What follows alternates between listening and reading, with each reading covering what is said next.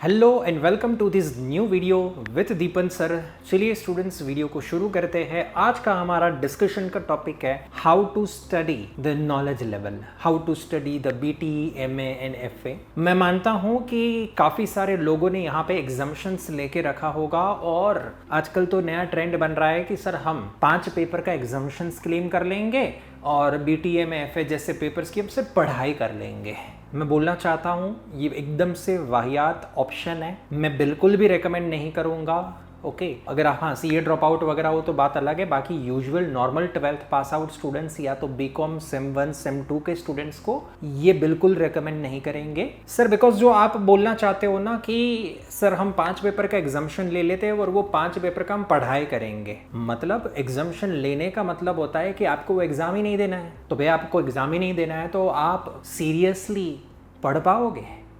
नहीं, you just want to learn these subjects for the formality purpose. तो please please please ये idea छोड़ दीजिए। आइदर स्टार्टिंग फ्रॉम स्क्रैच हर एक पेपर पढ़िए और हर एक पेपर की एग्जाम दीजिए। यही मेरे लिए तो मैं आपको बोलना चाहूँगा बेस्ट सॉल्यूशन है। सेकंड है, अगर आप सीए ड्रॉप आउट वाले स्टूडेंट हो, आपको लग रहा है कि आपने चीज़ें सीए के अंदर पढ़ी हुई है और इसलिए मैं एसीसीए के अंदर एग्जाम्शंस लेना चाहता हूँ, तो ले लीजिए एग्जाम्शंस। आपको पढ़ाई करने की जरूरत नहीं है क्योंकि आप सीए इंटर ड्रॉप आउट हो। Okay, CA foundation drop out वाले स्टूडेंट्स को अगेन मैं एग्जाम्शन लेने के सजेशन नहीं दूंगा। तो only people who can claim an exemption in ACCA is the CA Inter और CA Final Dropout students। वापस आते बैक टू द पॉइंट। तो सर अगर आप पूरी शिद्दत से बीटी, एमए, एफए जैसे पेपर्स अपीयर करना चाहते हो, प्रिपेयर करना चाहते हो, उसकी एग्जाम्स देना चाहते हो, तो हाउ यू शुड प्रिपेयर। एक और चीज़ काफ़ी बार स्टूडेंट्स पूछते हैं कि सर व्हाट इफ हमारा एनरोलमेंट एफआईए रूट से हुआ है तो क्या फ़र्क पड़ता है, नॉर्मल रजिस्ट्रेशन है या फिर एफआईए रूट वाला रजिस्ट्रेशन है, पढ़ना तो तेरे को वही सब्जेक्ट है बीटी, एमए, एफए। फर्क सिर्फ इतना पड़ेगा, नॉर्मल स्टूडेंट्स अपीयर करेंगे BT, MA, FA, FI route वाले स्टूडेंट्स के सब्जेक्ट के नाम ऐसे आएंगे FBT, FMA and FFA. So this is how the whole vocabulary is little bit changed। BT, MA, FA के बदले FBT, FMA और FFA। दोनों की बुक्स कंपेयर कर ली। अरे हालांकि फ्रेंकली स्पीकिंग कप्लान वाले तो दोनों की अलग अलग बुक्स ही नहीं बनाते हैं। जो बुक BT की होती है उसी में ऑब्लिक करके लिख देते हैं FBT। सो आप BT पढ़े या FBT पढ़े, एक रत्ती भर का फर्क नहीं है। पेपर भी दोनों का सेम निकलता है, BT वालों का और FBT वालों का। सो आई एम कवरिंग दो स्टूडेंट्स ऑल्सो जिन्होंने FIA रूट से रजिस्ट्रेशन करा हुआ है। Let's back to the point sir. चर्चा हमको ये करनी है कि इसकी प्रिपरेशन कैसे करनी चाहिए। The logical sequence to me is very simple sir. You should start with BT, then FA and then MA।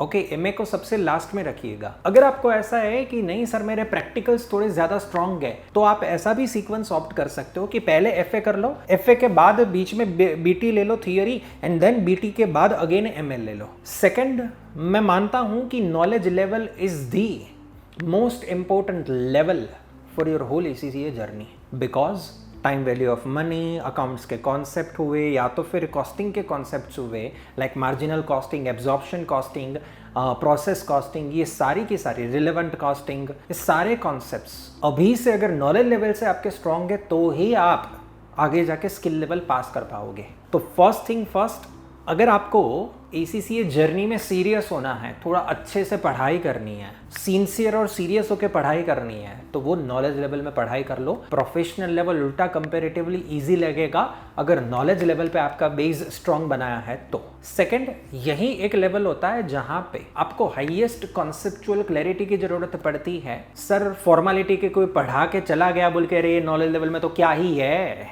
होते ऐसे काफी सारे ट्यूटर्स होते हैं जो नॉलेज लेवल को पढ़ाते समय पे लाइटली लेते हैं। हमारा सिंपल है, टोटल 700 MCQs हमारी क्वेश्चन बैंक के अंदर है, जिसमें से 350 MCQs हम क्लास में कराते हैं और 350 MCQs होमवर्क में देते हैं। ठीक है, और होमवर्क में जो आपको MCQs देते हैं उसके भी वीडियोस है हमारे पास में, तो उसमें भी अगर क्वेरी आई तो आप हमारे वीडियोस देख सकते हो। तो we strongly believe that never ever take knowledge level lightly. कहीं पे भी वैसा नहीं बोलना है कि अरे नॉलेज लेवल वाले ही तो है, अरे कोई बात नहीं, ईजी है, हो जाएगा, क्या फर्क पड़ता है। नो, सबसे ज़्यादा इंपॉर्टेंस हम नॉलेज लेवल के स्टूडेंट्स हैं, उसी में highest efforts, best faculty provide करना, वो सारी चीज़ों पे फोकस करता है। तो आपको भी उतनी ही मेहनत करनी है in knowledge level. Second thing है कि सर आपका जो इंग्लिश के ऊपर कमांड लाना है वो आपको अभी से लाना चालू करना पड़ेगा। आपको अभी से इंग्लिश वोकैबुलरी डेवलप करनी पड़ेगी, तब जाके आपको स्किल लेवल में कुछ बेनिफिट मिलेगा। ओवरऑल जो नॉलेज लेवल की एग्जाम्स है वो अपने को पता है कि it is 100% MCQ based exam almost. So students usually comfortably होते हैं, बट सबसे बड़ा दिक्कत नॉलेजेबल का ये आता है कि उनकी एग्ज़ाम जो अपीयर करनी है वो ऑन डिमांड एग्ज़ाम है। मतलब आपका जब भी प्रिपरेशन हो जाए तब आप एग्ज़ाम दे देना। आपका कल प्रिपरेशन है, कल एग्ज़ाम दे दो। अगर आपको लग रहा है कि नहीं नहीं नहीं सर मेरे को एक हफ्ते बाद एग्ज़ाम देना है, तो आपका एग्ज़ाम होगा एक हफ्ते बाद। यही सबसे बड़ा इशू है। The flexibility that ACCA offered, the system that ACCA offered called on demand exam, इसके कारण ही स्टूडेंट्स नॉलेज लेवल मैनेज नहीं कर पाते हैं। अब इसका मेरे को फ्रेंकली स्पीकिंग कोई सॉल्यूशन नहीं मिल रहा है। इसका सॉल्यूशन स्टूडेंट को ही निकालना पड़ेगा कि एक बार एक सब्जेक्ट प्रिपेयर करना चालू करा तो कैसे भी करके उसको 3 मंथ्स के अंदर प्रिपेयर भी कर देना है। उसकी अपने को प्रैक्टिस भी कर लेनी है, MCQ प्रैक्टिस, मॉक एग्जाम भी अपीयर कर देनी है और फाइनल एग्जाम भी सक्सेसफुली देनी है। ये सब कुछ 3 महीनों के अंदर हो जाना चाहिए। अदरवाइज मैं फ्रेंकली बता रहा हूँ, आप बहुत ही ज़्यादा गड़बड़ कर बैठोगे और आपके अटेम्प्ट के ऊपर अटेम्प्ट आते रहेंगे नॉलेज लेवल में, बिकॉज बच्चे इनको लाइटली लेते हैं। This is the only reason. So first of all ये ध्यान रखना है, नॉलेज लेवल के अंदर हाईएस्ट हार्डवर्क एंड सिंसियरिटी यहाँ पे चाहिए। मुझे कहीं ना कहीं लग रहा है कि नॉलेज लेवल के अंदर MA जैसे सब्जेक्ट को ऐड ना करते तो चलता। ये तो इतना डेप्थ के साथ में MA को ना कवर करते तो चलता। PM का सिलेबस बढ़ा देते स्किल लेवल का, बट नो, ACCA ने उल्टा करा हुआ है। अच्छा डेप्थ MA के अंदर रखा हुआ है और PM का सिलेबस थोड़ा छोटा कर दिया है।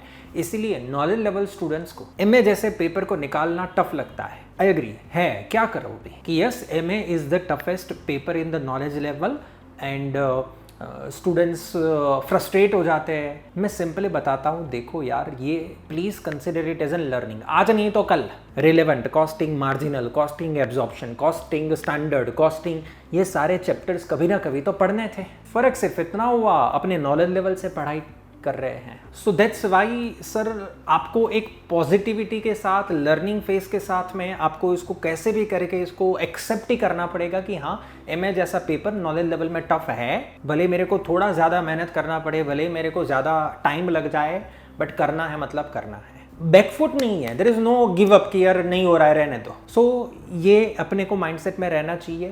थर्ड है, काफ़ी बार काफ़ी सारे स्टूडेंट्स को लगता है कि अकाउंट्स ही तो है सर, FA जैसा पेपर है, अकाउंट्स ही तो है। But again there is lot more to learn. It's not like school kind of accounting in FA। So again उसके अंदर भी बहुत ही ध्यान देना है अपने को।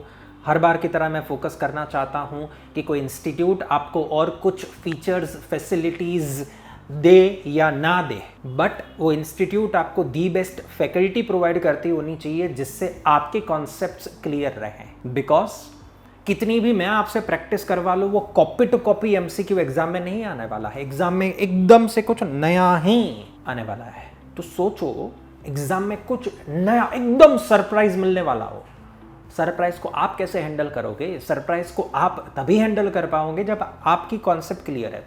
तो कोई आपको अगर 30 MCQs की प्रैक्टिस करवा दे, अच्छी बात है, 30 MCQs की प्रैक्टिस करना अच्छी बात है, वो चीज़ें आप मगअप कर रहे हो। बट उससे भी बेटर है कि कॉन्सेप्ट्स कितने बढ़िया तरीके से समझाए जा रहे हो और एक बार के अंदर। सपोज काफ़ी सारे स्टूडेंट को मैं एग्जाम्पल देना चाहता हूँ, बैंक रिकन्सिलिएशन स्टेटमेंट, मतलब वो चांद तारे याद आ जाते हैं। तो आप इंस्टीट्यूट को जाके बोलिए ना कि मुझे बैंक रिकन्सिलिएशन स्टेटमेंट के डेमो लेक्चर चाहिए। एक बार अगर आपको फैकल्टी बैंक रिकन्सिलिएशन जैसा कॉन्सेप्ट एकदम पानी की तरह एकदम स्मूथली सिखा सकती है, समझा सकती है, तो मतलब खत्म हो गया बात वहाँ पे। तो knowledge level should be prepared with 100% seriousness, 100% conceptual clarity, never ever take it lightly, and highest ज़रूरत है आपकी सिंसेरिटी, बिकॉज ACCA तो आपको फ्लेक्सिबिलिटी दे के बैठा है। कोई बंदा को बोल दिया जाए तो जब चाहे तब प्रिपेयर करना, जब चाहे तब एग्ज़ाम दे देना, तो सोचो वो स्टूडेंट्स कितने बिगड़ जाएंगे। बोले देंगे एग्ज़ाम, क्या जल्दबाजी है। So I don't want this kind of attitude. So overall इतनी सी चीज़ों का ख्याल रखना है। अदरवाइज रही बात मटेरियल वगैरह की, तो material is fine. Knowledge level के अंदर आप कप्लान यूज़ करो, बीपीपी यूज़ करो या स्टडी हब यूज़ करो। प्रैक्टिस के लिए स्टूडेंट्स हर एक चीज़ का इस्तेमाल कर सकते हैं, कप्लान, बीपीपी या स्टडी हब वगैरह। ओवरऑल मॉक एग्ज़ाम बहुत ज़्यादा ज़रूरी है। थर्ड है, आपको एमसीक्यूज़ को बहुत ही स्लोली पढ़ना पड़ेगा, बिकॉज अगर कोई स्टूडेंट एग्जामिनेशन के अंदर फेल होता है, इट्स नॉट बिकॉज कि उसको आता नहीं है, इट्स बिकॉज उनको वहाँ पे एग्जाम में एमसीक्यू कुछ नया मिला। अब नया एमसीक्यू को इंग्लिश पर्सपेक्टिव से, लैंग्वेज पर्सपेक्टिव से समझना वो दिक्कत पैदा करता है कभी कभी स्टूडेंट्स के लिए, एंड दैट्स व्हाई गलती हो जाती है। तो बहुत ही शांति से एमसीक्यू सॉल्व करना पड़ेगा। मॉक एग्जाम दिए बगैर फाइनल एग्जाम नहीं दे सकते हो। मॉक एग्जाम के अंदर भी आपको देखना है कि बैक टू बैक कितने मार्क्स आ रहे हैं। इवन एक्चुअल एग्जाम का तो भरोसा नहीं है। देखो एक्चुअल एग्जाम ACCA का कैसा होता है कि सॉफ्टवेयर ही पेपर निकालता है, तो कभी कभी है ना वो सॉफ्टवेयर पूरा पेपर इजी निकाल देगा, ठीक है, और कभी कभी सॉफ्टवेयर एकदम से टफ पेपर निकाल देगा। तो इसलिए मैंने कभी स्टूडेंट्स को देखा हुआ है, बोलते हैं कि सर मेरे फ्रेंड के तो इतने मार्क्स आए, मेरे क्यों इतने ही आए। अब नाउ मैं बोलता हूँ कि उसके इतने मार्क्स आए बिकॉज सॉफ्टवेयर ने उसका पेपर शायद ईजी निकाला होगा, और तेरे कम मार्क्स आए बिकॉज सॉफ्टवेयर ने तेरा पेपर थोड़ा टफ निकाला होगा। काफ़ी बार स्टूडेंट्स फेल होते हैं नॉलेज लेवल में, तो भी हमको बोलना पड़ता है कि देखो इट्स नॉट कि आपकी प्रिपरेशन नहीं थी, बट कहीं ना कहीं ये सॉफ्टवेयर ने जो पेपर निकाला था उसके अंदर कुछ टफनेस आ गई। सो वी कांट प्रिडिक्ट कि कौन से टॉपिक में से कितने MCQs आएंगे, क्या आएगा, कौन ज़्यादा इंपॉर्टेंट है, कौन लेस इंपॉर्टेंट है, we don't know anything. Paper निकलता है सॉफ्टवेयर के द्वारा और वो भी रेंडमली। कोई एक टॉपिक में से बिल्कुल MCQ नहीं है, दूसरे टॉपिक में से 10 MCQ आ गए, क्या कर लोगे? You can't do anything. तो प्लीज़ फुल सिलेबस को प्रिपेयर करिएगा, फुल सिलेबस को पढ़िएगा, बिकॉज सॉफ्टवेयर है यहाँ पे जो पेपर निकाल रहा है। उनको नहीं मालूम है कि हर एक टॉपिक के थोड़े थोड़े MCQ आने चाहिए। वो तो रेंडमली आपके सामने 50 MCQ थ्रो करेगा लेट्स से, या 35 MCQ थ्रो करेगा। तो 35 MCQ कैसे भी आ सकते हैं, कोई भी चैप्टर के, कोई भी टफनेस के, कैसे भी आ सकते हैं। कोई लोग तो इवन बोलते हैं कि सर हमको नॉलेज लेवल का जब पेपर देने गए ना, तो हमको तो सारा थियरी आया। हाँ, सॉफ्टवेयर है भैया, उसने रेंडमली MCQ चूज करे, रेंडमली उसको थियरी MCQ आ गए। If you are not fully prepared then कहीं भी कभी भी कुछ भी हो सकता है, बिकॉज द पेपर रेंडमली निकल रहा है, ठीक है। तो ये सारी चीज़ें स्टूडेंट अक्सर है ना मिस आउट कर लेते हैं। उनको ये मालूम नहीं होता है कि नॉलेज लेवल के एग्ज़ाम में ये सारे मसले होते हैं एक्चुअल एग्ज़ाम में। एंड रफ पेपर का पूरा इस्तेमाल करिए। कोई भी एग्ज़ाम्स देने जाओगे, अगर आप ऑन डिमांड एग्ज़ाम दे रहे हो सेंटर में जाके, तो वहाँ पे रफ पेपर अलाउड होता है। आप रफ पेपर में जो कुछ भी लिखना चाहो, कैलकुलेशन करना चाहो, कर सकते हो। ये कुछ मेरे रिकमेंडेशंस थे about the knowledge level. I hope you got the idea student. See you in the next video. तब तक के लिए शुक्रिया, बाय बाय।